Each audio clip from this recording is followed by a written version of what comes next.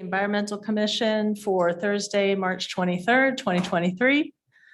It is 7:01, officially starting. Adequate notice of this meeting was provided to the public and the press on January 6, 2023 by delivering to the press and posting on the township website a copy of the notice. Michelle, would you mind doing roll call? Yes. Chairwoman, Here. Vice Chair Neil Sauerwein. Ed Ball, Here. Christine Rogers, Here. Christine Dunbar, Here. Robert Poles, Dean Blumetti. Here. Thank you. Thank you. All right, salute the flag. I pledge allegiance to the flag of the United States of America and to the republic for which it stands, one nation, under God, indivisible, with liberty and justice. All right. So tonight, we have an educational session by Hannah Katz. She's from ANJAC, which is the New Jersey Association for Environmental Commissions. And it's a Great Waters, New Jersey. So go ahead and I'll take it away. hand it over to you. Yeah, Can everyone hear me? I can. Thanks so much for having me. Like she said, my name is Hannah and I'm the Policy Program Associate at ANJEC, the Association of New Jersey Environmental Commissions. And I'm here today at your lovely municipal building on behalf of New Jersey's Great Waters Program.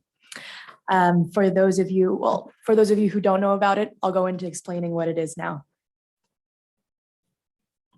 Oh, arrow's not working. Okay. A little introduction about ANJEC. You are a member of our organization. We are like I said, an association of all commissions in New Jersey. It's about 300 commissions or more working together in our organization. And we essentially help to provide municipalities with the best information and resources to make the best decisions for their local environment. And today I'm here to present Great Waters, which is a project in conjunction with multiple local organizations that you probably have heard about or worked with before, such as the Musconetcong Watershed Association, New Jersey Highlands Coalition, and so on. So we work in collaboration together, funded by the William Penn Foundation, in order to spread the good word of our great waters and the value of which our great waters have to us, that are more than just environmental, but also recreational, economic, good for your mental health, and so on. And I'll go into these benefits in a moment. But the purpose of us working together is to create an inter-organizational collaboration to address various different needs in our area. All of our organizations we do similar work, but we're very different in our own ways. And so we're trying to plug the gaps in our legislation here in New Jersey. And so quite literally plugging the gaps, no pun intended. We are looking at the situation of our natural waters here in the Highlands and hoping that we could promote municipalities such as yourselves to adopt a resolution, a non-binding resolution, to signify that you care about your local body of water and you would like the NJDEP to continue protecting the body of water and its benefits for the long term as our state grows in terms of development and population size. The Highlands, as we know, I'm probably preaching to the choir here, but we know it is an incredibly important body of it's an incredibly important area with many significant bodies of water that benefit us in many ways. And so by protecting these waters, or specifically protecting the Highlands, we're doing the work at the headwaters of the water sources in New Jersey. In the Highlands, to tell you a little fact, the Highlands take up only about 15% of New Jersey, but we provide water for over half of the state. And so you guys are essentially the front line in defense for water quality for the state. And here are the watersheds that our Great Waters program includes. And I know here where we are bordering Paulins Kill, right? The Pequest River. I'm still trying to learn how to pronounce the Pequest. Paulins Kill. And then as well as the Powhatan Creek is in this area. Well, it's a little bit down south from us, Gotcha. but, and it's a smaller watershed. So we're hitting along all of these different areas to get all of the ECs that touch upon these watersheds. And our work is going to be a collaborative effort between all of the ECs within these 7 areas in order to address these policy gaps that we'd like to bring forth to the DEP. For those of you, like I said, I'm sure I'm preaching to the choir with how important our great waters are, but just to give you guys some facts and some data to refer to, overall, those 7 watersheds have about 145,000 acres of public open space that's preserved. And through preserving that open space, we are preserving 39,000 acres of farmland within it. And the aquifer storage and base flows of groundwater underneath, which fuels and feeds that agricultural farmland and is used for other purposes that we need, such as our drinking water.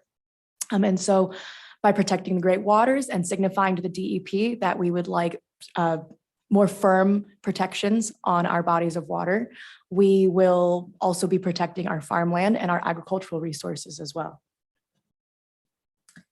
Over 6 million residents drink from the underground and surface waters of the highlands overall. That's that 50% of the state that I was talking about. Whereas 75% of the streams within the highlands are classified as C1 streams. For those of you who may not know what C1 means, the way I describe it easily is just to say that it's essentially a classification that signifies that those bodies of water are extremely important and valuable to our state, and they provide us with environmental benefits, recreational benefits, and so on. Over $6.6 billion has been estimated to be provided to us by the New Jersey Delaware River Basin in free ecological services. That includes water filtration, soil production, protection from erosion and natural disaster, and everything else that our waters provide to us, even the recreational services.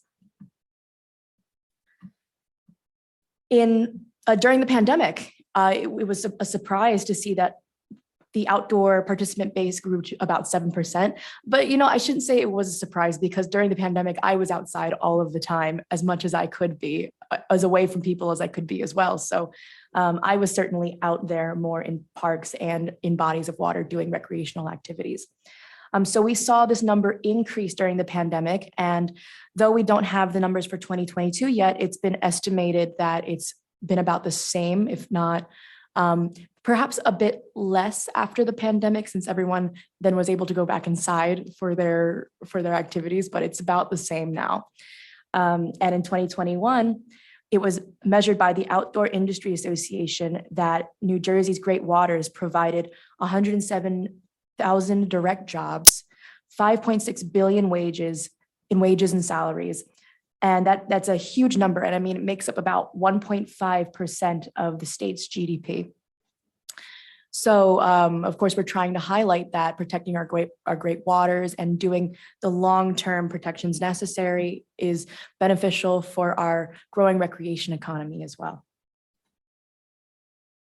And of course, as we know, the nicer our waters are, the more attractive the housing market in those areas become, and we can continue to attract people to this part of New Jersey. There was a study done by NJ Spotlight that measured school district enrollment change, and it shows that the Highlands has a very, very low, if not shrinking, percentage of school district enrollment. And we would like to say that as we have cleaner natural anemones that are more attractive to visitors, tourists, and those who would like to relocate within the state, it creates a stronger housing economy in this area and makes it more attractive for those people to come here and choose this place to live, work, and spend. I often like to refer to Lake Hopatcong during this presentation. We can see how having a water quality issue in a significant body of water drives away tourism and even residents sometimes. There are many people who chose not to return to their second homes in that area because of the quality of the water. They chose their summer homes to be in other places, especially for that year where it was really, really bad. And the tourism economy in that area suffered greatly in that time. And I'm sure you all know, since we're in such close proximity to it. So we would like to really stress that the bodies of water here provide us with free ecological services, recreational benefits. It attracts tourism and homeowners, but it also provides us a better quality of life. And I'm sure we all know, as nature lovers, that taking a stroll by a body of water is extremely calming and good for your mental health. And many people agree that the outdoors is a great way to escape the craziness of life, especially here in New Jersey. Though it's less dense over here, you have a lot of visitors coming from the more crowded areas, like where I'm from. I'm coming from Jersey City right now, and I could not wait to be out here where it was just a little more quiet and I could see a few more stars than where I live. And so it's valuable not only to the people that live here, but to travelers from all over. And it becomes a part of our New Jersey culture to enjoy these places. In Sussex County, I wanted to bring up a few statistics here that gives you an idea of the types of anemones and factors that are being protected through our bodies of water here. If we were to preserve our great waters in our watersheds, it would be approximately 106,000 acres of publicly owned open space just within Sussex County alone, with 16,000 acres of preserved farmland, over 50 river access points, 32 awesome historic districts, 4 lakes with public swimming areas, and 1 wild and scenic river trail and a national water trail. And so you guys have quite a few different variables that are extremely valuable and worth protecting within your watershed. And by reinforcing this commitment to protecting the quality of water in our great waters, we're protecting all of these things.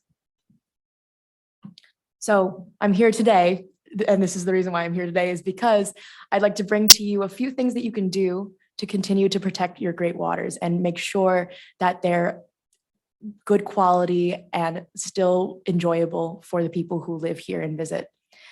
As an environmental commission, I'm sure you know you have great opportunity to work with other bodies within your own municipal government to develop economic strategies that involve the benefits of the recreational waters, that count the tourism industry and the money involved around our great waters. You can stay informed about water quality, like keeping up with ANJEC and local news, and see what's been going on with residents and the economy in our local area regarding the water, which I'm sure you already do. And you can consider collaborating with nearby townships in order to resolve boundary issues, which is another big issue here amongst our watersheds.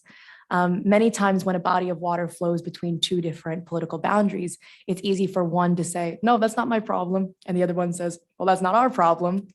And the 2 never talk, and then issues don't get resolved. And so we're trying to urge the stakeholder collaboration that will make these conversations more prevalent and resolve some of these boundary issues that we see in New Jersey.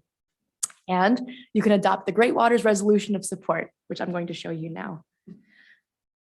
Essentially, this resolution of support is non-binding, but it is asking the NJDEP for a long-term safeguard of our water quality. It will essentially ask the DEP to continue testing water as best as they can, consider the recreational and economic benefits of our waters, protect our headwaters, especially where the waters originate from, and review development to make sure that that development is not encroaching on our clean water resources, especially in a way that will harm them. So following up on development, enforcing regulations, so on and so forth. And I wanted to show you guys a little bit of what this resolution looks like. So here's just a screenshot that I took, and it's like an eye test right now trying to read that from here. So I'll read you a little bit. But the title would essentially be a resolution in support of the continued enjoyment of the state's waters for drinking water and recreation without harm to agriculture. And this is a customizable resolution. So we've pretty much drafted it out for ECs to fill out on their own. Pretty much just have to fill in the blank, but you're also allowed to change things as needed, as is for whatever purposes your environmental commission and town may need. But it would involve a first part, the preambulatory clauses where they say, whereas declaring the importance of the water. So I'll read you one. Whereas clean water from streams, rivers, lakes, and other surface waters contribute to the municipality's scenic and aesthetic qualities, real estate and home values, and economic opportunities from recreation and tourism. So it's essentially providing a recognition of this importance. And then it says, now be it resolved that Sparta Township encourages the DEP to develop methods for identifying waters already utilized in recreational purposes, to promote the protection of drinking water aquifers, especially waters in carbonate rock areas, to establish anti-degradation standards for small public water supply systems and waters in the Highland region, to preserve and enhance water quality by protecting headwater streams from disturbances, essentially from development, and any actions the Department of Environmental Protection may take in response to this resolution be done so in consultation with the stakeholders. And that's another thing we'd like to bridge. Not only do we want to connect ECs with each other and with their municipal governments, but we want to provide a voice to the people and bridge that with our state government too. So this is kind of a really nice way to show the state government and the DEP that you as a municipality care about the benefits provided to you by your waters, and you'd like us all to work together moving forward to create long-term protections for this water to ensure that any future development, even maybe 15 years down the line, would still be considerate of the great waters and its health. And then you would vote on it, and it would be brought to council and then voted on. So I mentioned getting involved and socializing, if you'd like. I wanted to bring to your attention that ANJEC is having a networking session called Advanced Environmental Commission Strategies on April 1st in Tinton Falls. If that's something you'd be interested in attending, I highly recommend it because many other ECs are signed up to attend. And it'd be a great way to network within the state and within your local area. And here we'll be talking about the role of ECs, answering any questions you might have about ECs, and you can ask us about policy related questions too, like this, and how to address issues like this and similar in the future. And this wraps up my presentation, actually. If you'd like to know more about Great Waters, we have our website. It's www.greatwatersnewjersey.org. It has everything from action guides to stories to even really interesting interactive recreational maps made by ArcGIS. And so you can, and Trout Unlimited. So you can click on these maps and you can get all of the information you need about your watershed, which bodies of water are protected under which regulations, where your boundaries for your watersheds are, and so on and so forth. So I highly recommend checking out this website just for fun when you get the chance. And I did send the PowerPoint to your secretary, so you should definitely be able to get this afterwards and play around with it as much as you'd like. And now I'd like to open up the floor to any questions that you may have. And thank you for having me. That was my Thank you. presentation. Yeah, that was great. I know I have a couple questions. I'm sure other folks do. So you mentioned a water trail. I've never heard of that before. What is a water trail? So a water trail, now I've never been to this water trail, so I've actually never seen it with my own eyes, but what I have known water trails to be are essentially bodies of water that people like to kayak or canoe down. Okay, gotcha. For example, I grew up with the Rancocas Creek flowing through my property, and that was a water trail. So Okay. sometimes I'd be sitting on my porch and I'd get kayakers coming by and I'd wave to them as they go down the creek. So that's an example of a water trail. Okay. I thought it was like at the Grand Canyon, there's that one river that you walk on. That's why I thought that's what it meant. That would I be was like, cool. we have a canyon? All right. And so I kind of thinking about this as similar to adding, so like a Bill of Rights. When you have human issues, like, is this kind of like asking the DEP to make sure that they're like documenting that the waters are also important to them? Do they not have anything similar to that already, or? Yeah, so an answer to your first question, yes. It's essentially like I said, it's a non-binding resolution. So this doesn't put a bill in place and this doesn't make any laws yet. But what it's doing is essentially being a symbolic act of ECs coming together, telling the DEP that this is important to us, because the DEP, as we know, many of us work with the DEP, sometimes things can be a little slow. Sometimes they don't, enforcement can be a little slow as well. And lately development is getting faster and faster. And so this is like a preemptive claim to say we symbolically stand together and believe that moving forward, we need to do as much as we can to protect the water quality in our bodies of water. This could one day evolve into legislation if we wanted to, but that's only one day in the future once we have this Great Waters petitions, resolutions all passed, and once the DEP reviews them all. They might see all of these and they might say, okay, well, we have for example, they're passing a bill that involved PFAS. Are you all familiar with PFAS and forever chemicals? By any chance? Yeah. So yes, so the DEP now is doing enormous work to look into the prevalence of PFAS in our bodies of water. And this resolution would be almost like a nudge or a motivator to say, yes, please do this in the Highlands. Please make sure that you're doing this at our headwaters where we get a lot of our water source, most of our source of water from. And please continue to do so and enact legislation that recognizes these many benefits, not just the environmental benefits, but everything else that comes with our bodies of water in future legislation. Does that answer your question? Yeah, thank you. One other question. So how many other of the 7 ECs have you met with so far? Are we the first? Are we the last? You are actually the third. Third, okay. Yes, I am in contact with quite a few, but their presentations are still coming up. Okay. Everyone seems pretty on board and excited to get into this resolution. So far, I've been with Alexandria and Stanhope, and they both are signing on to the resolution. And then they're working with us and they're going to be submitting it to us hopefully in the next month or so. Okay, great. Yeah. And that was my last question is timeline. You're looking to have this done by?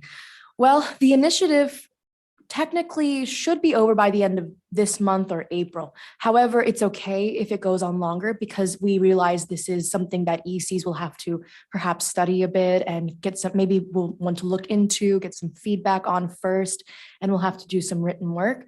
So my last presentation is in June. So I would give it till about then. Okay. But what I would like to do with all the ECs I visit is to follow up 2 to 3 weeks later and to see how you're doing on it. And if you'd like any assistance at all, I'm happy to go through the writing process with you or to advise you on anything you may need to get your resolution done. Thank you. Any other questions? I have a few, Anna. Yeah. Thank you very much for this. It's been great. Thanks. Are you, you mentioned, I think there's 7 watersheds within the Great Waters. Is that correct? Yes, here you go. So you're approaching the environmental commissions for or as many of the towns within those watersheds. So many more than 7, right? Because, okay. Yes. Oh, okay, I got see. you. Yes, I reached out to about 20, Okay. actually. Okay. I got the response of about 13. Okay. And then I am still waiting for some to schedule a meeting, get back to me. I have a meeting coming up in Hope Township that might involve Independence, Belvedere, Liberty, and so on at the same time coming to one meeting. So there's going to be a few things like that coming up. Thank you. Great. Also, I think on the website, there are some other model ordinances out there, right? For other purposes besides this one specific one. Is that correct? Yes, actually, so this is the one for municipalities specifically. Do I have Wi-Fi on this computer? Could I click a link and go into it? Our tech man. It is guest Hold on. Oh, no, I'm so sorry. Oh, that's all I right. messed it up. If you want to come up with something that you should be able to. Oh, where did the presentation go? Is it here? Sorry about that. Sorry. Is it here? No?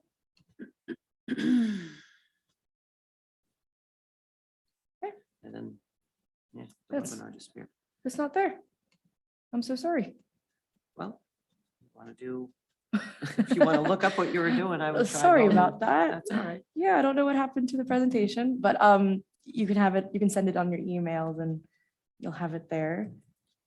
I'm gonna Yeah, take we can you- post the presentation to the website along with the minutes Okay. and agenda and that's stuff. brilliant. Yeah. It worked before. I don't know what happened. Sorry about that. Well, at least you can There see you the go. screen. That's okay. Yeah. So here's our very beautiful Great Waters website. Thank you for your help. And over here on the corner, you'll have this, this tab that says protect. There's two different types of resolutions. Well, this is more so like a petition for residents right here. So I guess to answer your question, there really is only just this one for environmental commissions.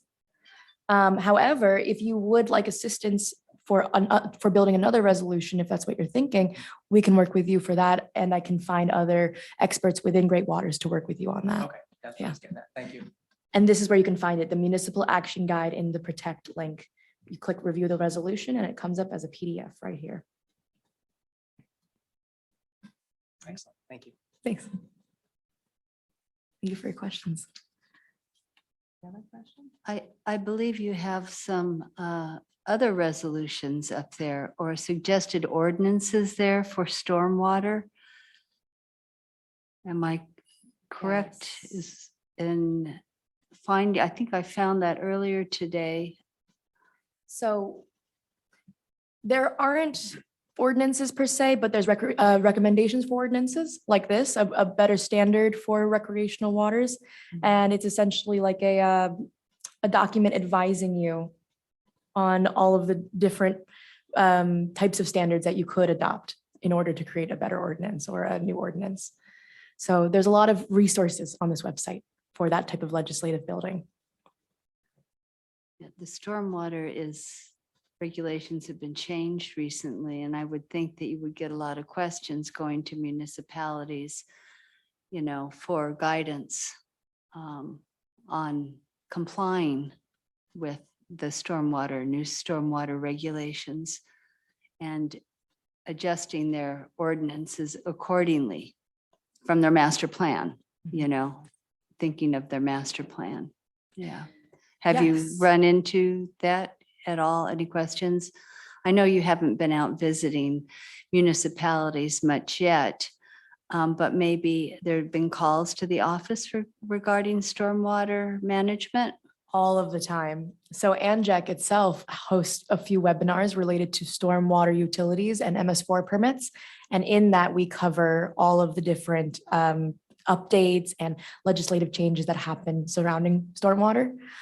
We also have a stormwater associate who focuses strictly on stormwater policy at our organization.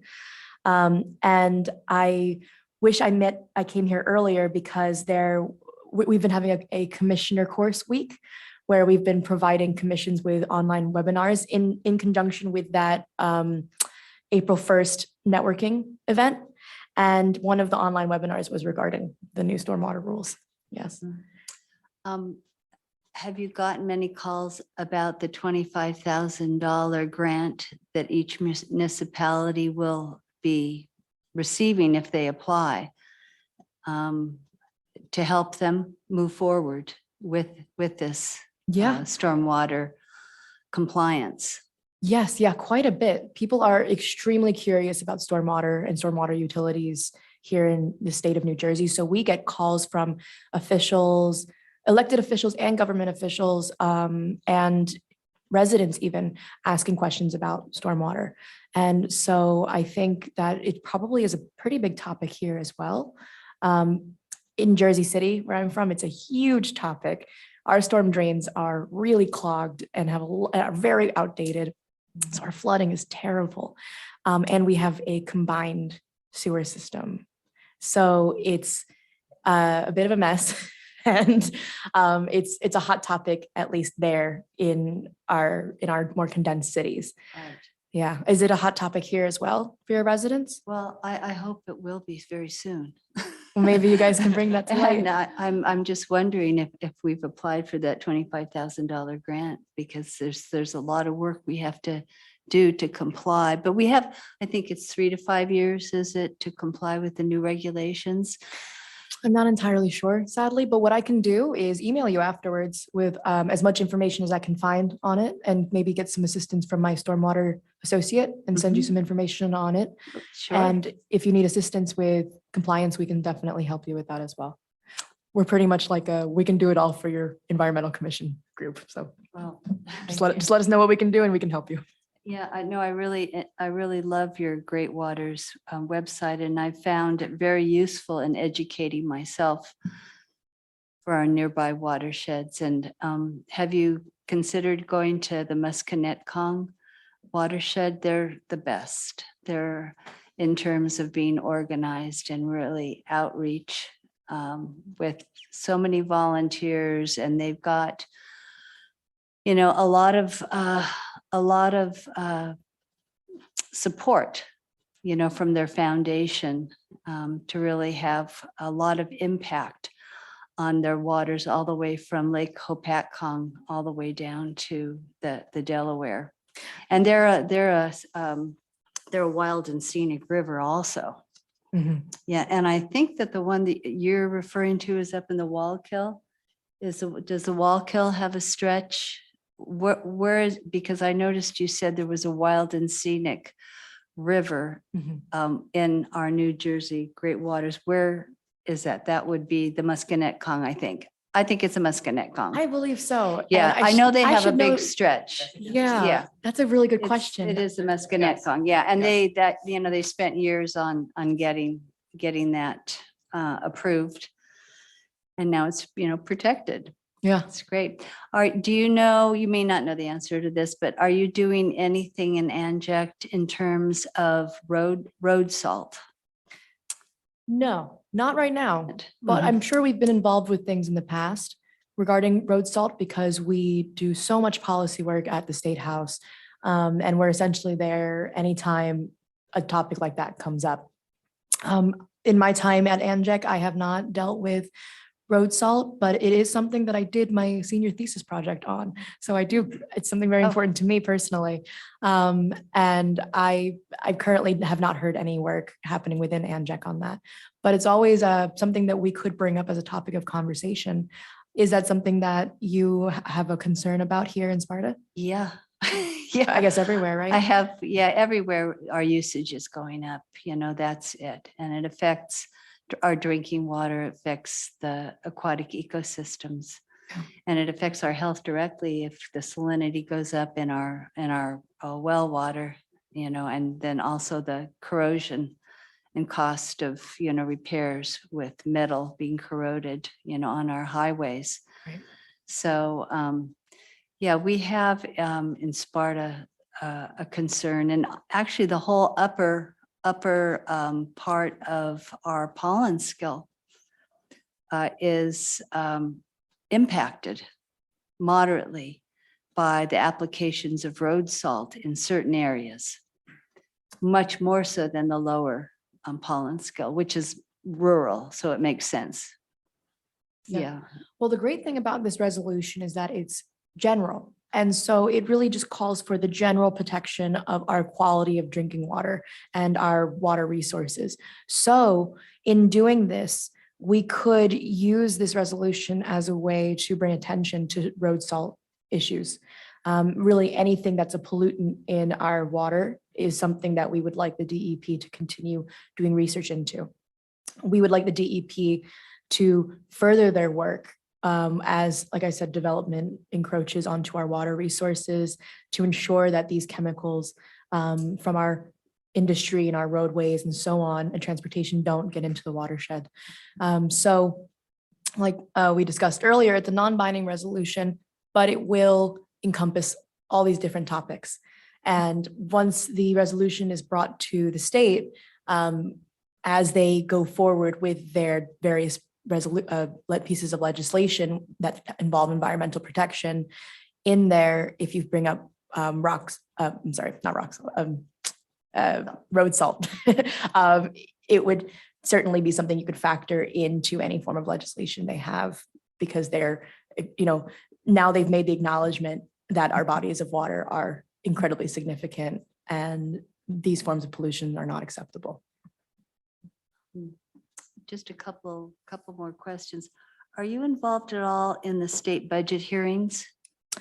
Yes. With certain policies?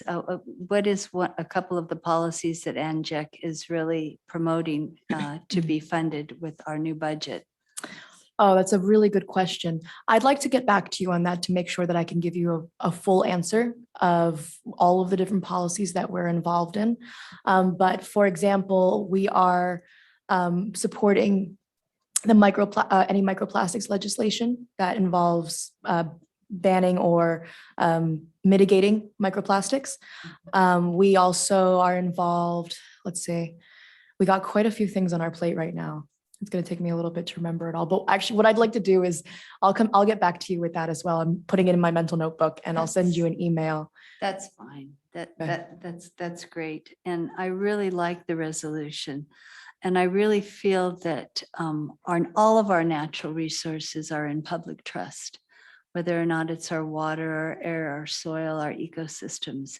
And that should be actually written into our constitution in our state, and it is not. Yeah.